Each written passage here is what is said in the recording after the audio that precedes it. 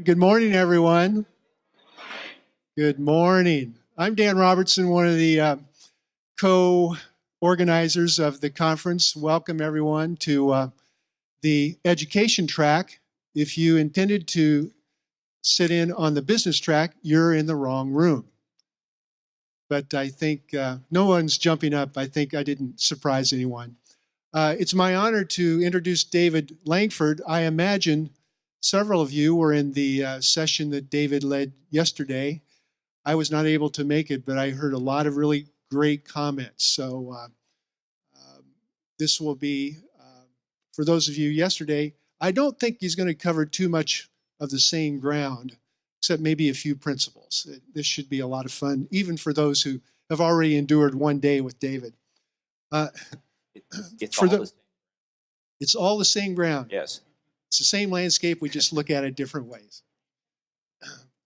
For those who have not met David yet, he's the president and CEO of Langford International, and he's an international consultant, trainer, speaker, writer, and educator with his focus to create sustained systemic improvement in student learning, school leadership, and organizational processes to advance the quality of learning.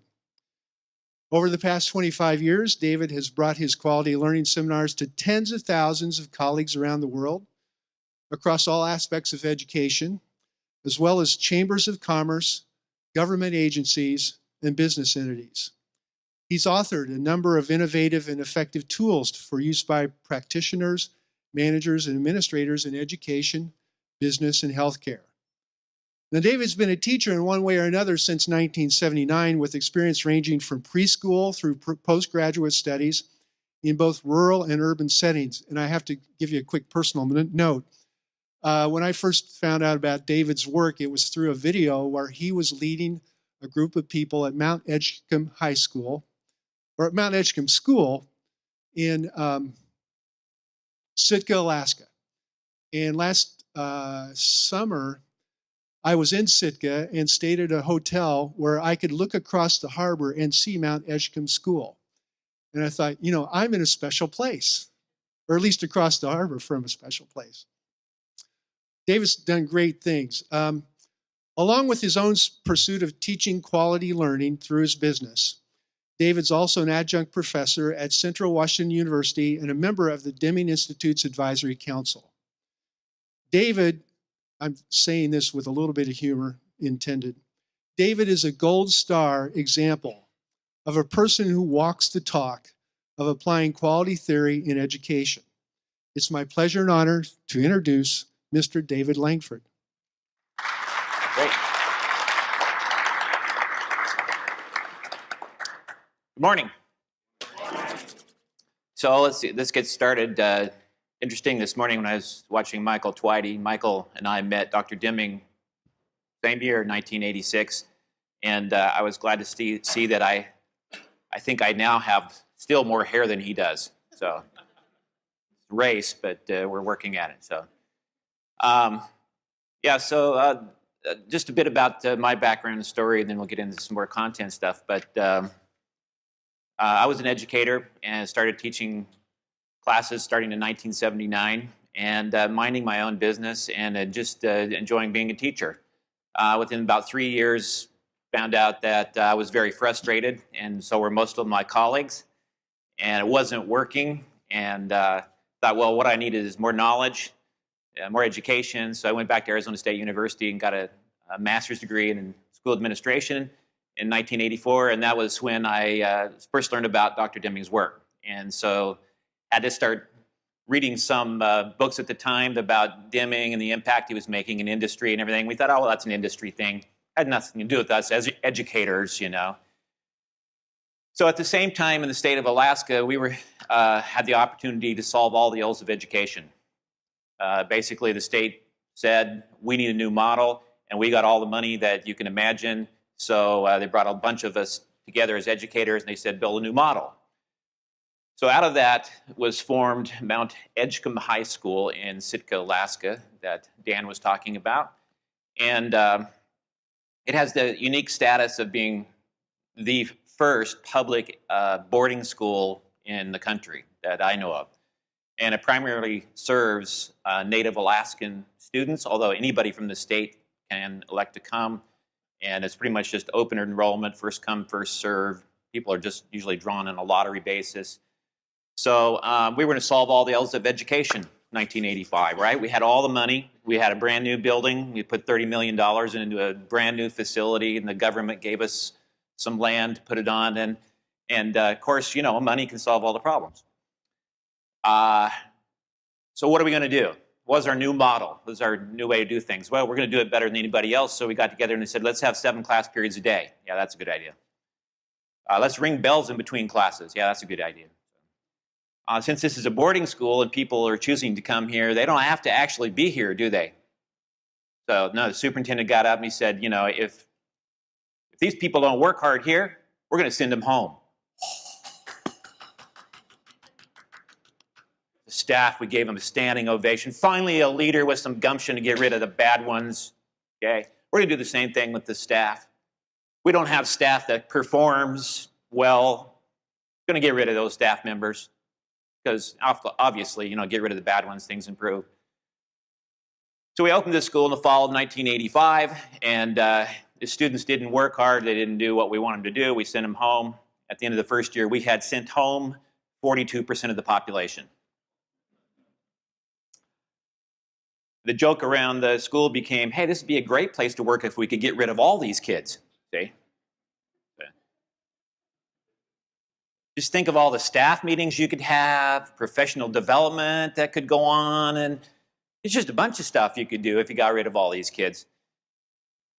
So statistically, you know, this may shock some of you, but even when you send home 42% of the population, you still have a bottom 10%. Just an amazing fact. And we started looking at that situation and said, well, maybe we missed some of those people, you know, got to get rid of some of those people.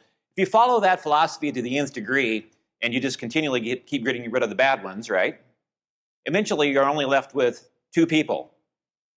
Now, statistically, one of those has to be below average. And so I know some of you are working that out. Okay? And we get rid of the one that's below average, we just have 1 left, and now statistically they're just average, yes. So when we take this philosophy of getting rid of the bad ones to the nth degree, we find out this is craziness. You know? So at the end of the first year, we're sending people home. I had teachers with bleeding ulcers. I had one with a heart attack. I had 40% of the staff quit. Said, is this the best we can do? Given all the time, money, and technology you can imagine, is this the best we can come up with? So I was pretty discouraged in 1985, and I went back to reading a lot of my management theory books and stuff, and I kept running across this guy by the name of Deming, so I called him up, called his office actually, said, gee, I'd like to have lunch with Dr. Deming and have him tell me how to solve the problems in education. And Secretary Seal said, well, he's pretty busy. But she said, what do you do? And I told her I'm a teacher in this high school in Alaska. And so she talked to Dr. Deming and said, well, he can come to any of the seminars that we have anywhere. So like Michael Twitty, I started going to every seminar I could starting in 1986. And what I discovered was not what I thought I was going to get. What I thought I was going to get was a management theory, some few techniques, some ways that we could go back and sort of do something to some people, so efficiency kind of things, management philosophy, right? That we can do that. And when I went to the first 4-day seminar, I was just stunned by the depth and the profoundness of what he was talking about and how it applied to everything, not just schools, not just how to make better airplanes, but a general philosophy in life, okay? That you assume that people want to do a good job, okay? Statistically, there's only 1 out of 1,000 are the sadists who are actually trying to destroy something. 1 out of 1,000. So it's hardly worth your time and effort to spend all of your time trying to find out the bad ones. Because if you do have a sadist, that's going to be pretty obvious. So now, some teachers often claim they have terrorists in their classroom called students. But that's really not the case. I mean, even when you see students that don't want to be in a classroom, not engaged, don't want to be there, Dr. Deming was right. 99% of the problem is the system you created. Don't like the result? Stop blaming the people. Take a look at the system. This was a huge revelation for us in 1986, and I came back, actually called up my superintendent after first time I'd been to the 4-day seminar, and I said, I found it. I've been to the mountain. I found it. This is going to revolutionize the way we've done things. And my superintendent didn't know we'd lost anything, so the fact that I found it wasn't all that exciting to him. He said, well, come on back and give us a presentation. Okay. And, we'll go from there. So I went back, got my PowerPoints together, tried to give a presentation. Who is Dr. Deming, and what does this mean to education, and how does this apply? Everybody went, yeah, now we got to get back to work getting rid of the bad ones. So got to get my grades in by Friday. I got all this time I got to spend ranking people, because that's my job, is ranking people. We don't have time to think about this. Superintendent said, you leave the management stuff to us, will you? And just go on back to your classroom. So I was quite discouraged about that, because Dr. Deming said change has to start from the top. See? And I tried to get the top involved. In fact, I kept trying to get the top involved. My principal and my superintendent, I put articles in their boxes and videotapes, and at staff meetings, every chance I got, I'd try to tell them what a bad job they were doing. It was just really amazing how they didn't get excited about that, really at all. So that went on for quite a while, until one day I went back in my classroom and I looked at this group of kids that I had, about 30 people in that classroom. About half of them were asleep. The other half didn't really seem to want to care much about what was happening. About 10% of them actually wanted to do something. And I looked at these people and I thought, I must be the top of something around here. And maybe that's what Deming's talking about. If change has to start from the top, that means me. And so basically, I just sat down with those students and I said, would you start telling me how to do a better job? And that was the beginning of my journey. And I found out that they were very excited about telling me what a bad job I was doing. So now, that's totally different than sitting in a university class, and at the very end of it, maybe some of you that are students, you get the bubble sheet, how was this professor? My daughter is just finishing a graduate degree in creative writing. And she just called me up last year, just very frustrated. She said, I've got some really great professors and great classes that are going on, but I've got some that shouldn't be allowed around children, students. And she said, I was waiting for my evaluation to come. So she got this sheet at the end of the course, and she thought, boy, I'm going to tell this guy exactly how he should improve this course, what he should be doing and not doing, etc. And she started on her bubble sheet. And the bubble sheet says, did the professor show up on time? Yes. Was he dressed appropriately? Yes. Was he organized? Yes, but that's the problem. But there was no place on there for her to cram in. That's the problem. And she got through the bubble sheet and she said, he looks like he's the best teacher on the planet, at the end of that. And then there was a little place for comments down the bottom for, about this big, okay? So we play this game of improvement in education, and maybe some of you as students experienced the very same thing I experienced. And I would actually fill out those things, and sometimes I'd attach two, 3 pages of comments to my professors, etc. And you know what? The same guy was back the next semester doing the exact same thing, and not a thing had happened. Okay? No change had taken place. So, Deming was right. It's a transformation of thinking. There's no instant pudding. You can't just give somebody a recipe and say, okay, here it is, follow these steps, and you'll suddenly be a wonderful educator, and things will just happen. You have to actually start to think.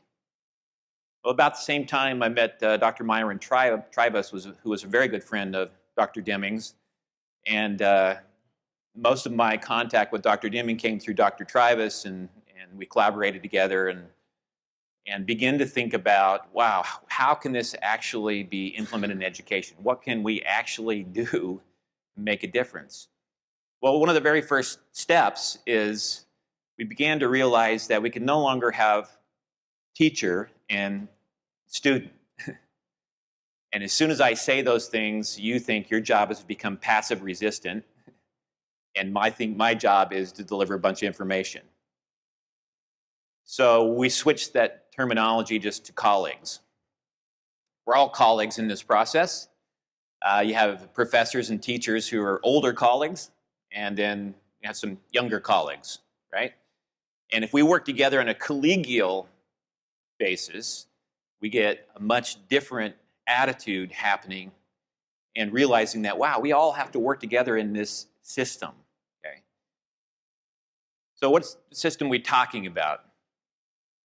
Well, how many of you are students in here?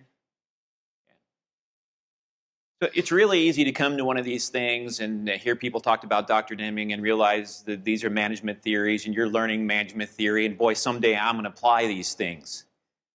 Okay? The someday is right now. You are the top of your system. Change your thinking, change your processes, you change your system, okay? As soon as you start to modify your system, you're going to have an effect on the larger system, the way you organize, the way you manage what you do every day, how you process the work that you're doing, okay? This is the time to start practicing what you're hearing. Don't think about, oh, someday I'm going to do this. That's the big fallacy when people go to management training and things like that. They say, okay, well, when I get back, I'm going to do some of this. Or I'll hear often people in education say things like, well, I'm in the middle of the school year, and I don't really want to start now, so I'm going to wait till next fall to start this. And you know what? Never happens. They never start. Okay? So yesterday in our seminar, I was explaining to people my award-winning flowchart for how to begin this process. So you can write this down if you want to. Take notes on this. It's award-winning stuff. I'm waiting for my Academy Award or something, I guess. Yeah. Anyway, first box in the process is start. Got that? Now you draw down a little arrow down to the second box, and the second box is don't stop. And that's not even the revolutionary part of it, okay?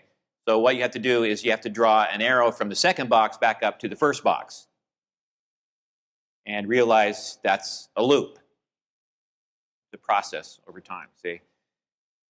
So where do you start? You start right now, and you start thinking about, what can I do? How do I manage things? How do I work with my supervisors to change the system, okay, to get a different result? Dr. Tribus and I had a vision back in the 1990s that someday we'd have riots on campuses like we had back in the 60s, only you'd have students rioting because they wanted to learn.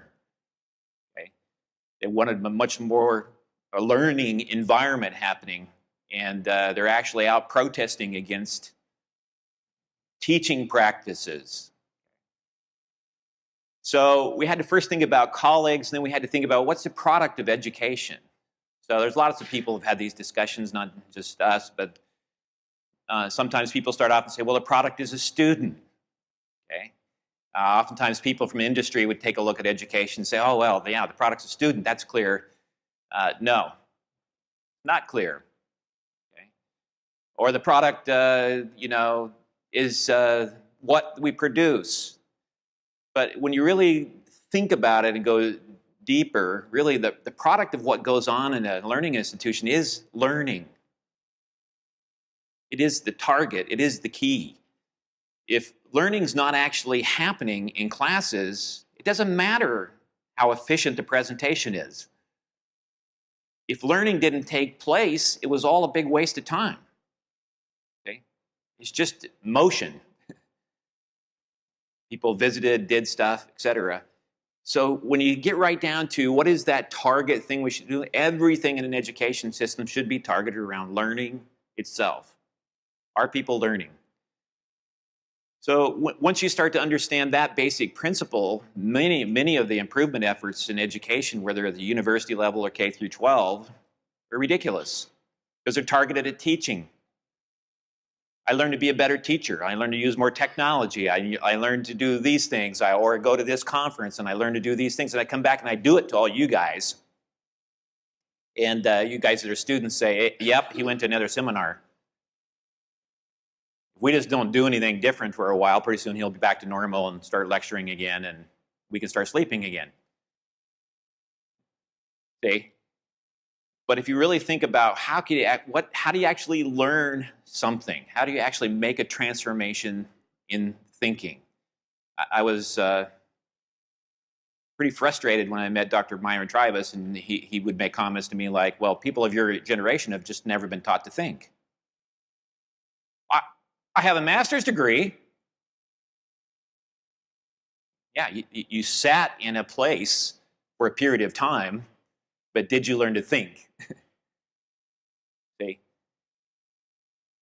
By thinking is the ability to take a look at your situation, okay? Understand, some data about that, understand what's going on with that, maybe bring in some new relationships, have a new theory about what it is you're going to do, implement your new theory, test it, see what you need to do differently. And it's amazing in education, most of what we do is we leave the system alone and we try to manage all the behavior it produces. So we come up with a myriad of behavior management situations. We see this at the universities all the time. See, come to college, these kids aren't prepared. So we got to have a college prep for the college prep class before you can start the college prep class at the university, right? To get you prepared for the process because the preceding stage didn't work. Remediation programs, but hardly anybody is saying, how do we work with our suppliers that come to this university to get a different result? See, that's Deming's message. Just think about it for a second. If every professor at this university was in constant contact with high school teachers throughout the state, from which students matriculate, and they were raising the level of communication with those people, imagine what that would do for education. And as a college professor, I would be preventing my problems. See? I would now start getting kids with a level of learning and thinking coming into my classes on the whole at a much higher level, simply because I changed the focus of where I spend my time. And the interesting thing is, Iowa State, whatever university you want to talk about, you don't have to access all 15,000 school districts in the United States. A little bit of data would tell you that 80% of your students come from a very finite number of school districts. See? And then once you have the target, you understand where to go to work. Wow, I don't have to change the whole world. I just have to change this world.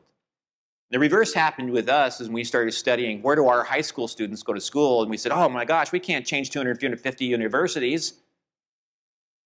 We did a Pareto analysis, found out 80% of our students went to 4 universities.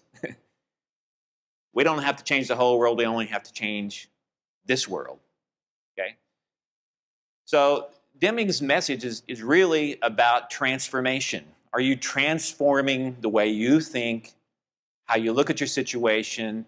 Are you learning to apply management techniques with the people around you. Not for the purposes of manipulation, but can I form groups of study and ways to think about issues and what we do?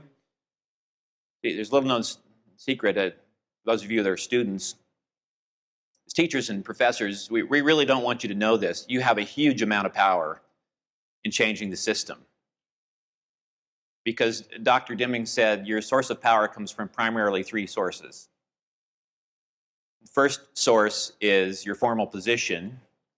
As a student, that's not very, you don't have a lot of formal position. You just can't walk into a professor's class the next day and just say, you're really screwed up and let's change this. It's just not going to work out well for you. Second source of power is knowledge. Third source of power is personality.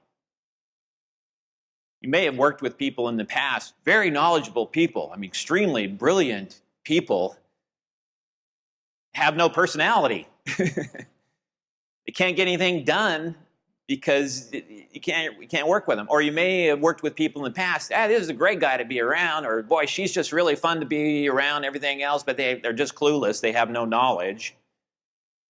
See? Or you may have somebody in a formal position, they have no knowledge and personality. They got a real problem there. You see? So managing with those three, pretty amazing how you think about that. And Deming often said, hey, you want to affect change? Don't use your formal position. That's the least effective methodology for changing the situation. But as a student, you think about, okay, well, I don't have a formal position here, but I can gain knowledge, and I can use my personality as a way to affect the situation. Does that make sense?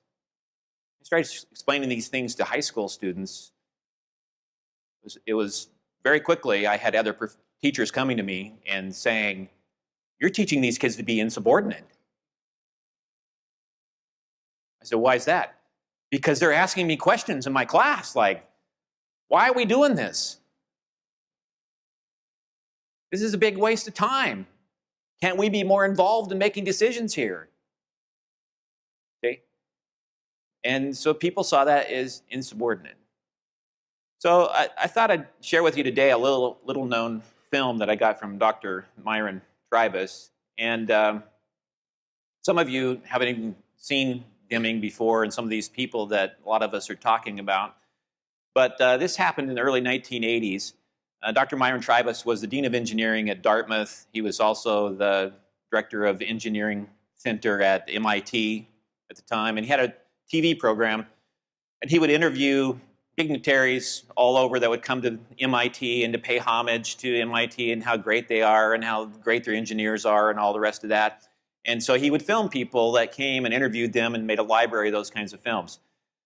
So the story Dr. Tribus told me was that they heard about this guy named Deming who's suddenly doing work with Ford and GM and Boeing and just about every major corporation in America. And so he asked him to come in and film. Well, the first time he came in to film, Dr. Tribus wanted to have a little teaser. That's what you do in video work. You have a little teaser, you know, you see it on the news all the time, you know. Coming in the next hour, you know, we're going to be talking about, see, that's a teaser. So I thought, well, how can I come up with a teaser for this man by the name of Dr. Deming? So his teaser was, he started the film and he said, well, Dr. Deming, let's assume that I'm a manager in a corporation and I come to your seminar for 4 days. What would you advise me to do on Monday morning? Dr. Deming looked at him and he leaned over and he said, you don't know what your job is that it?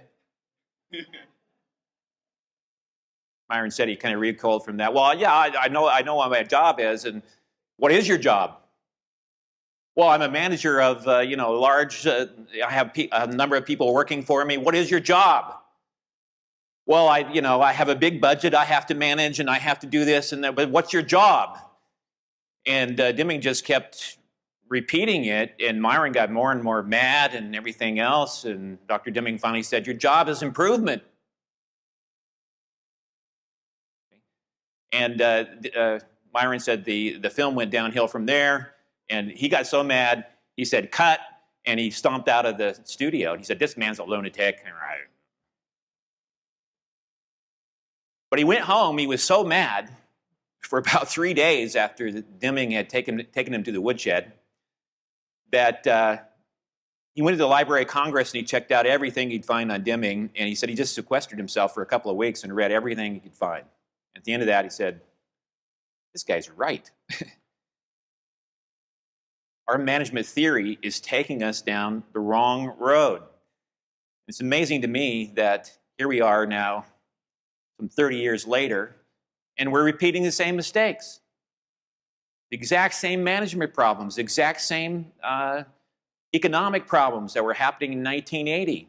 Industry is going downhill, not being able to compete on a global basis, you name it, exact same mistakes. And what are we doing about it? We're trying to apply the exact same solutions that didn't work the first time. And Dr. Deming often called that recycled ignorance. So this is a relatively young Dr. Deming, about 80 or 81 years old.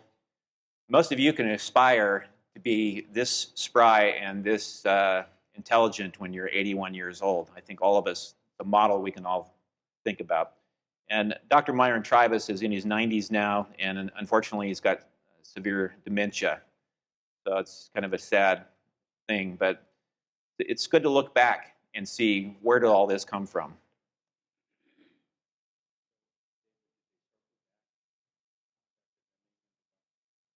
Yes, I didn't finish the story.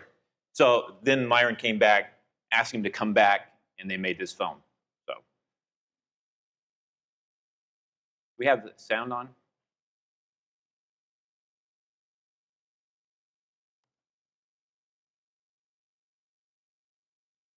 No?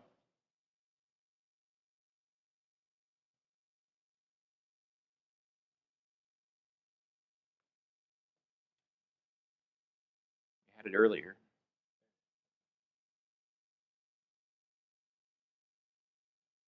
Maybe you need to go to...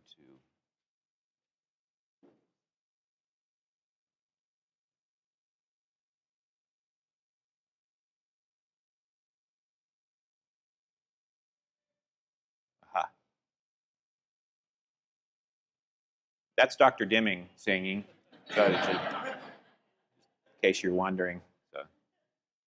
Okay, let's try this again.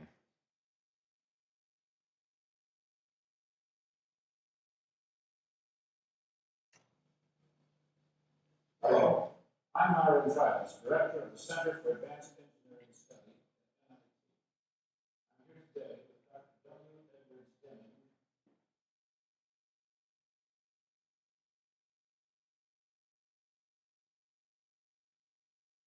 When you went to Japan, the Japanese listened to you.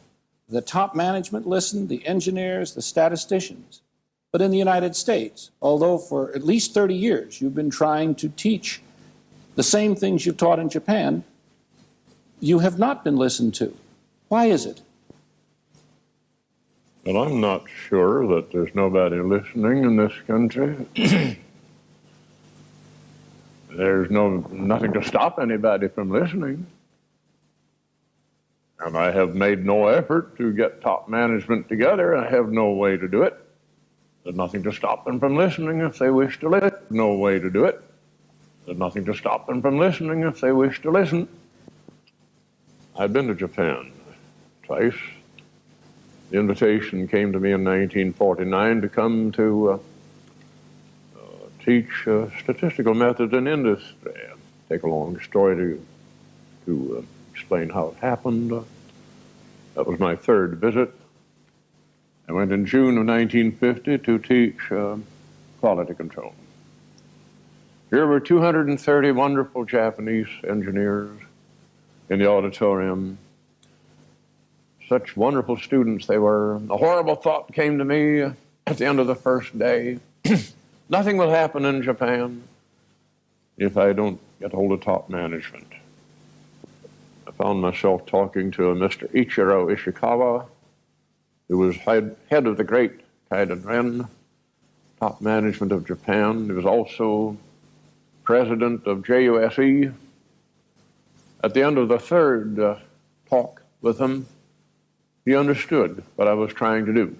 He sent telegrams to 45 men, come to the industry club next Tuesday at 5 o'clock to hear Dr. Deming. 45 men came. They were the top people.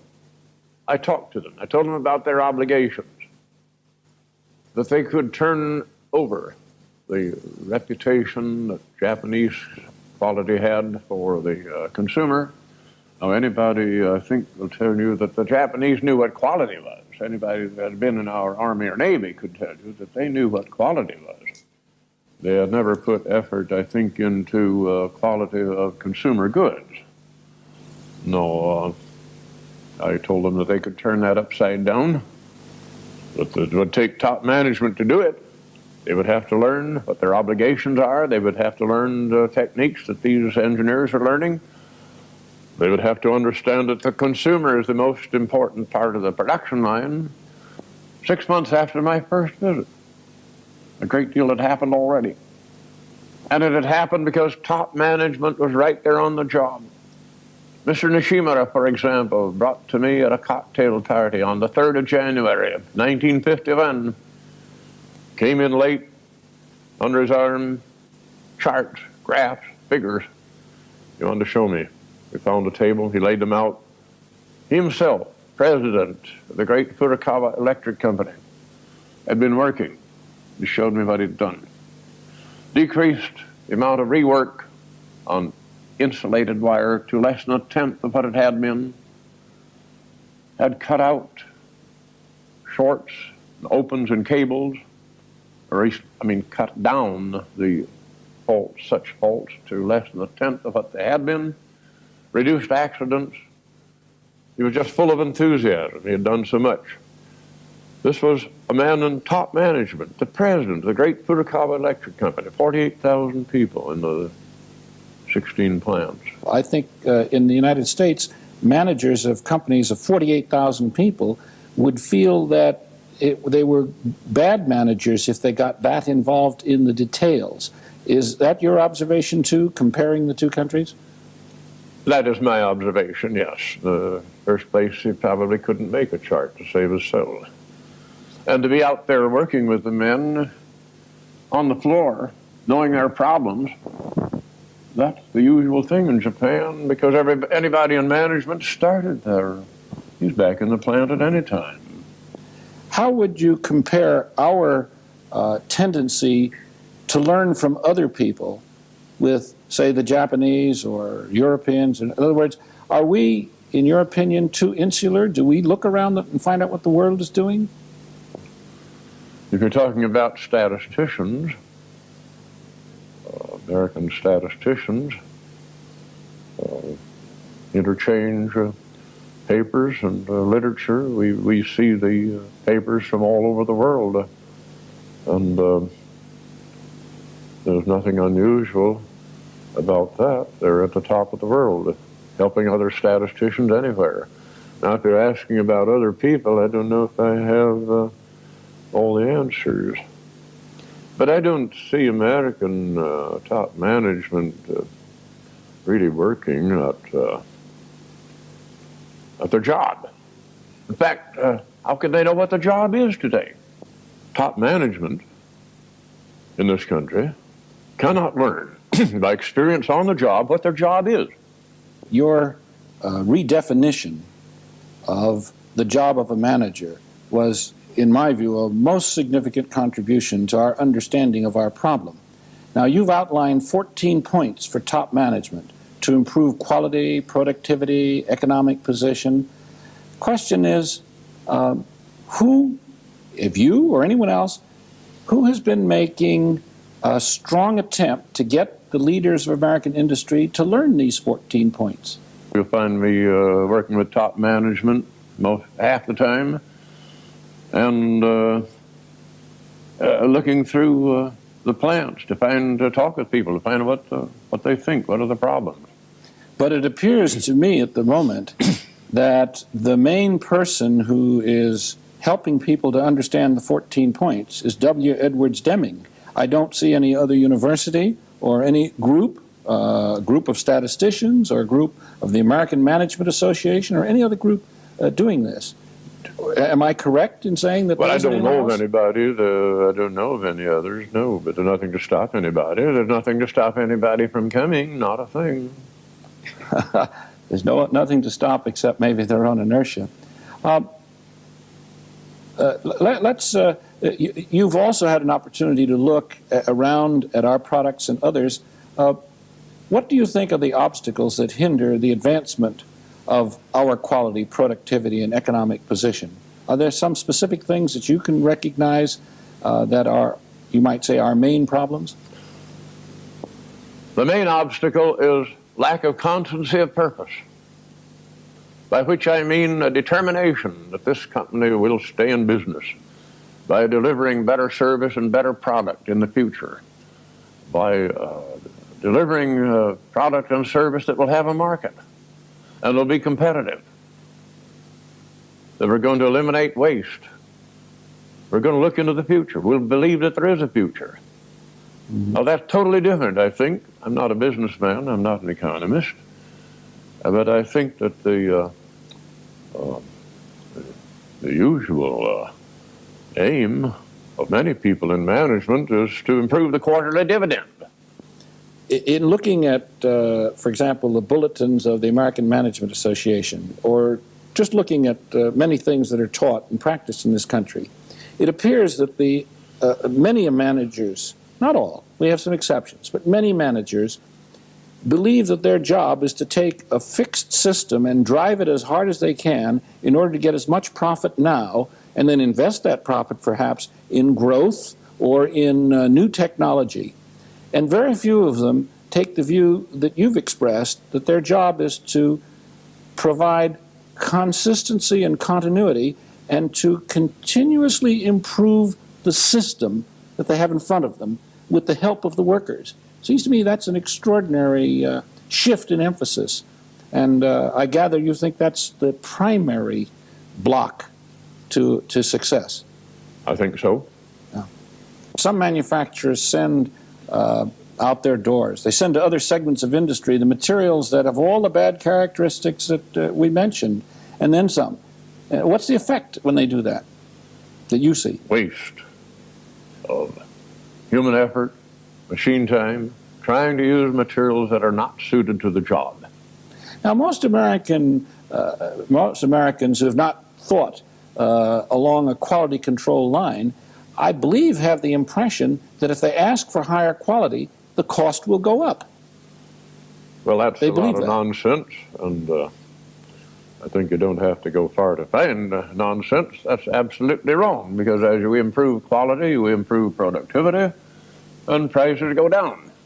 William Conway has said that what the Japanese have proved using your approach is that a company that gets itself and its vendors properly organized will have anywhere from a 30% to 50% cost advantage over a company that does not. And we know now that this approach to management of manufacturing is now in place in many places in Japan. And if the United States is to compete, to remain viable, it will have to do something like this. In my view, it will have to do this. And so the question is, how long do you think it would take for American industry to catch up with Japan? Catch up? You think the Japanese are going to stand still while somebody catches up? Well, let's say catch up. You're not going to catch up. You can make end runs around them, but you're not going to catch up. They're not going to let's say catch up to the point where the differential that they have is not so great over us that we are having our industries dropping one by one. I'm not sure that will happen. There's nothing to stop American industry from moving upward, spiraling upward, and many companies are. They're making end runs right around the Japanese. How long do you think it'll take to see a significant change? I'm thinking of, what I'm really asking you is this, because I know that you're involved in some major corporations and they are making changes, and you more than anyone else in the world have seen companies decide to adopt these methods and to use them. And so you have a better feeling than anyone else concerning the time it takes for the transition in a company. And so I'm trying to get a feeling for how long that takes. The transition is, of course, to adopt the religion of the 14 points. Not methods, but the 14 points. And, of course, methods to achieve them. Yes. How long do you think it will take for a company to change its method of purchase from giving business to the lowest bidder, as you said, buyers out trying to get one more man to give a figure so that the other 6 suppliers will have to come down and meet his figure, to stop giving business to the lowest bidder without paying attention to quality. Price has no meaning without quality. What you get for your money is important. That'll mean that buyers, purchasing departments have a new job, not just to buy at the lowest figure. Anybody can do that. A 3rd grade dropout can tell you which of 2 figures is the lower. 4th grade dropout can tell you the difference between the 2 figures. Now, it's going to take a little more than that to be a purchasing agent. They're going to have to learn how to know about quality, not by inspection, but by process control, to know that it's being made right or that it is not, and that it must be inspected.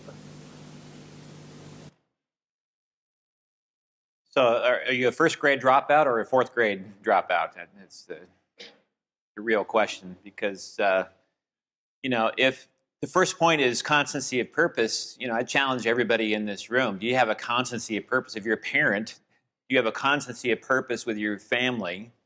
Is that well communicated? If you're a student, do you have a constancy of purpose? Do you really know what your purpose is in the system that you are managing?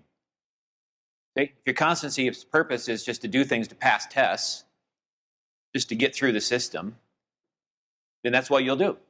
You'll spend all your time just doing tricks, techniques, gimmicks, pass tests, get through the system.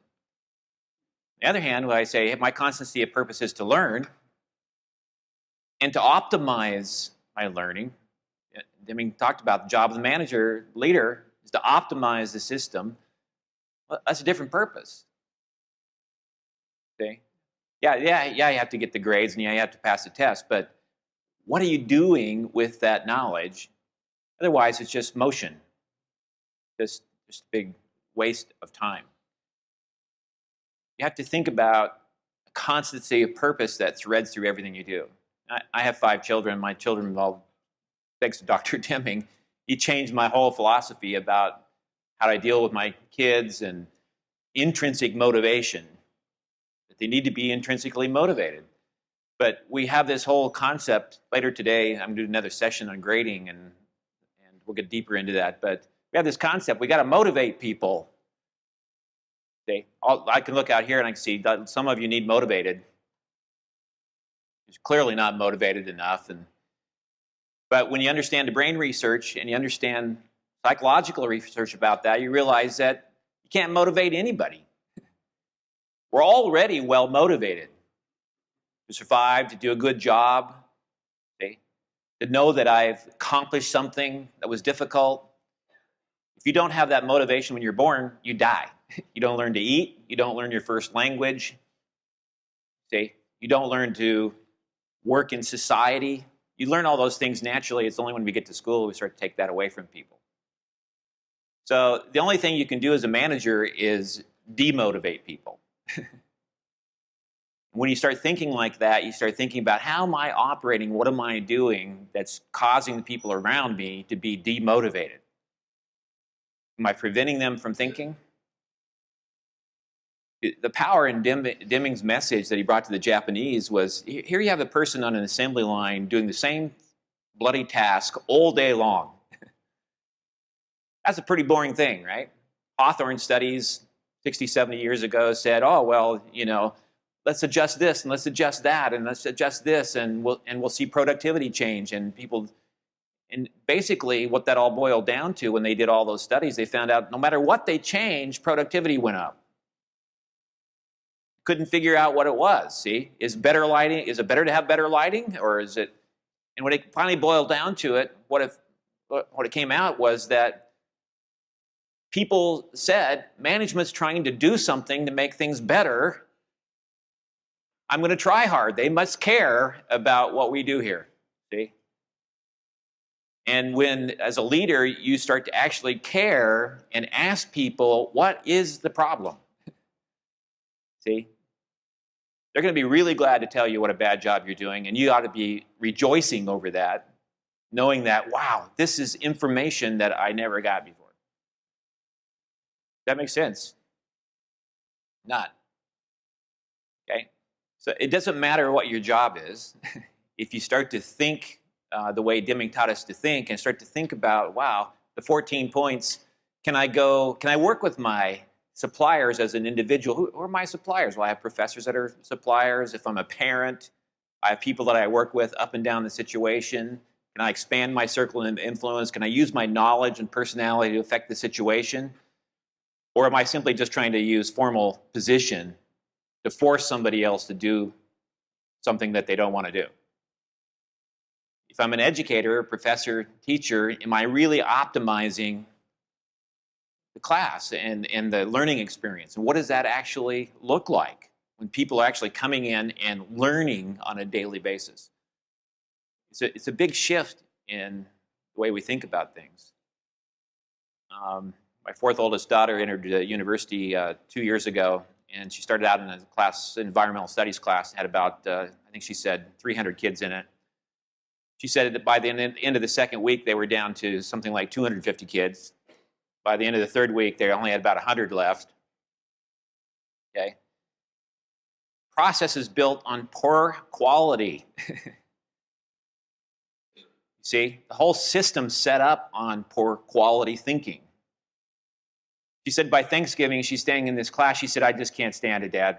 She said, I was going to wait till the end of the semester and give the teacher my opinion about what needed to happen. She said, I just can't stand it. So I wrote this 10-page synopsis about what was wrong with her teaching style and what she could do differently, and why people were not paying attention, and they were not coming prepared, and they weren't actually learning about something they all wanted to learn about to begin with.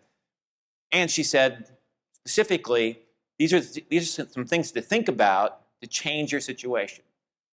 So she came home over Thanksgiving, and she told me she sent that to her professor. And I said, did you want to come back to that university? Because who knows what's going to happen then. She called me the next week when she got back. She said, Dad, you'll never guess what happened. I said, what happened? She said, I went to my class. The professor got up in front of everybody and read parts of my letter and said, one of your classmates explained to me what was wrong with what we're doing, and so we're going to try some of these things. We're not going to put you into small groups. We're going to actually have you actually work through processes and work through things. And she called my daughter in after the class, and she said, I don't know where you learned this stuff, but could you help me? Could you help me? And for the rest of the semester, every time they finished a class, she'd go and sit with the professor for a few minutes. They became colleagues. See? And so I give a lot of credit to that professor. She was smart enough to realize, wow, I got to make a change here. I just can't keep on doing what I've been doing and expect a different result, which is the definition of insanity. But that's what we love to do in education. We're going to keep on doing the same process over and over and over, and we're going to blame you as students. It's got to be your fault. You didn't do it. Okay? And this goes all the way down to, as a parent, I started thinking about, I had little tiny kids, and I started thinking about, how does this work with a 2-year-old? Okay? And, or a 3-year-old? Well, that's a system. It has processes. And these are people that are striving for intrinsic motivation, see? Most people are striving to get control. You're trying to keep the control, and they're trying to get it from you. See? And we have to think about, how do I give up my control in such a way that you can have more autonomy, and so therefore you will be more motivated. So we started thinking about this with our own little kids, and we would did some interesting things. Like I would say, go clean your room. And so they'd go off, clean the room. They'd come back in about 30 seconds. It's clean. Okay, let's go down and take a look at that. And what have they done? They've shoved everything under the bed. And So your first inclination is to commit what's called the fundamental attribution error in psychology. You attribute the fault or defect to the individual without first considering the systemic effect. Now, when you prevent yourself from doing that, and you start to look at the system that you've created and say, so we went down and we started to do some interesting things. We started to say, okay, well, first of all, let's take a look at an operational definition. What is a clean room?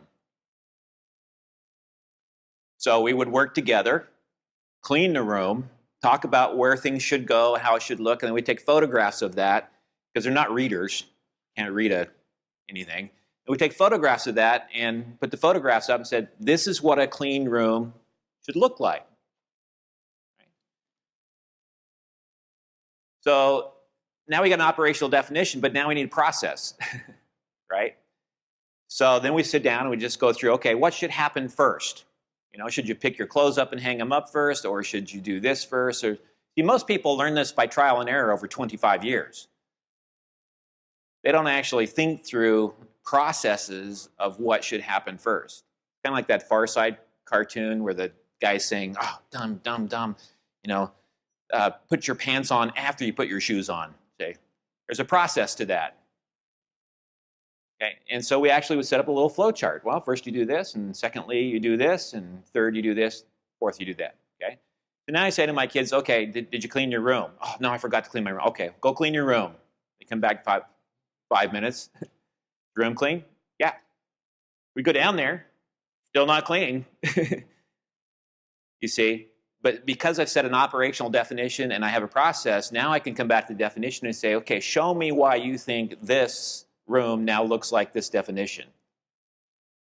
Doesn't look like that. Okay, well, let's fix that. So we got always one or two problems. Either you don't have a clear process, it's not operationally defined, see, or you just don't want to do it. See, and if that's the problem, then we want to drill deeper, 5 whys, things like that. Why don't you want to do it? Why don't you care if the room is clean? You see, just resorting to punishment, if you don't clean your room, you know, you have to do 5 Hail Marys and sit on the stairs for 10 minutes, and that doesn't do anybody any good. People just learn to endure the punishment, see, and put up with the crime. And it's amazing what we do in schools. We have a whole system built on this failed theory of how we operate. You're late to class, what happens? You go to detention. How many detentions do I go to? Well, you go to 3 detentions before you lose credit. Okay? Or, you know, if you get 3 detentions, then you go to Saturday morning jail for an hour. Okay? The punishments will continue until motivation improves. But nobody's really looking at why is it that somebody would want to be late to something? Think about that for a second. Why would you want to be late to a class? When we asked our students, 300 of them, we asked them that question. What would cause you to want to be late? Number 1 answer, classes don't start on time. It was very clear we weren't managing a system so that they knew that it's supposed to start at 8 o'clock. It actually started at 8 o'clock. I went back and told the teachers that. Oh, they were furious.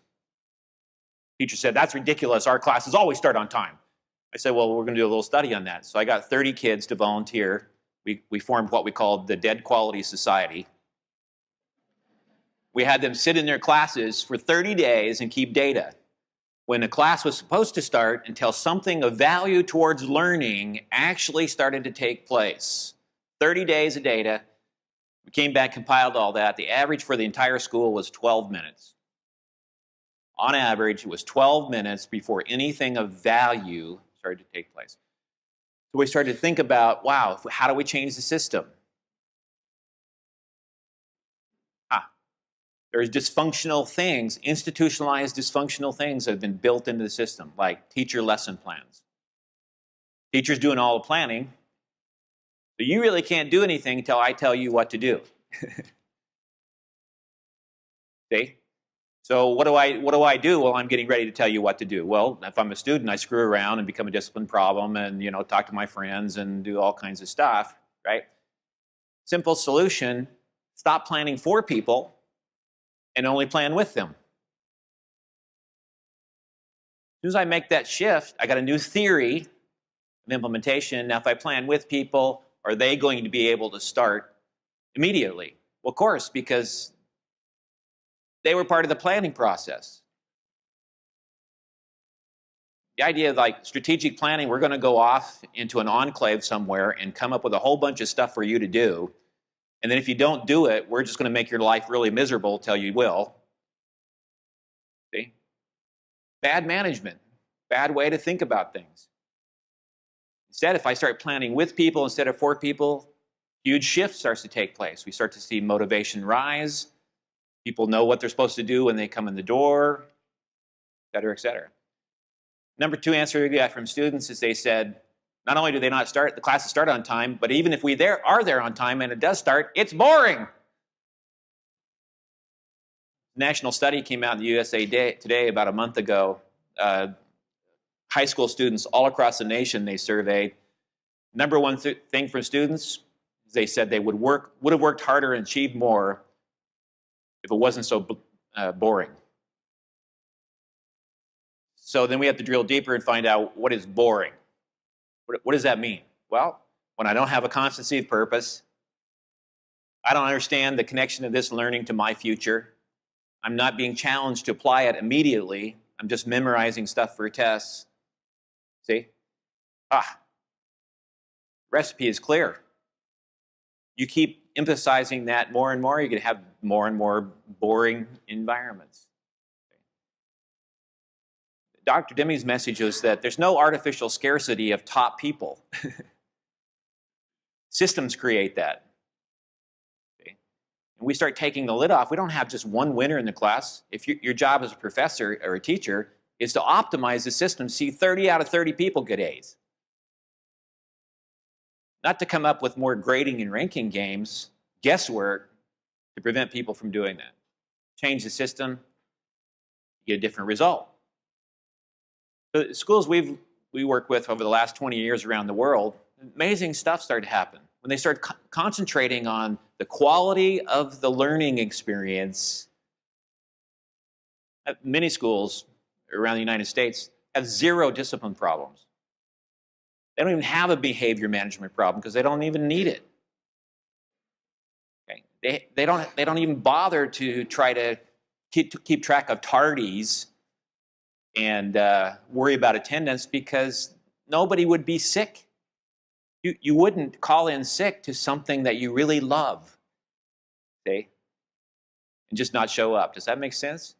You wouldn't ditch a class that had tremendous meaning to you. So it's a whole lot easier to do these extrinsic things, come up with games, gimmicks, exhorting people to do well, putting up posters, that ought to help them. Deming's 14 points. Stop doing that, you get a much different result. But actually studying the system, changing it, understanding what the problems are, getting closer to the target, well, that's hard work. Hard work. And that's why it's rare that we actually see managers. It doesn't matter if we're talking about education or engineering or we're talking about major corporations or government. Rare we see managers that have profound knowledge, that are able to think slow about their situation and not just react to it and tamper with the situation, make changes with that. Make sense? So my challenge to everybody in this room is don't wait. Start applying the philosophy today, okay? Start and don't stop. The more you learn, the more you apply, the more you're going to gain. And that's what PDSA cycle is all about. Make a plan, do your plan. Did that plan work? Study it. Think about it. What's my new plan? Go again. Especially those of you who are students, you start practicing this now. This is on-the-job training right now. Whatever job you go into in the future, you're going to be so knowledgeable about how you look at a situation and change it, operationally define it, make it a different situation. So we're going to make a shift here. I have some of my colleagues from Urbandale, and I have you guys come on down and start to get ready.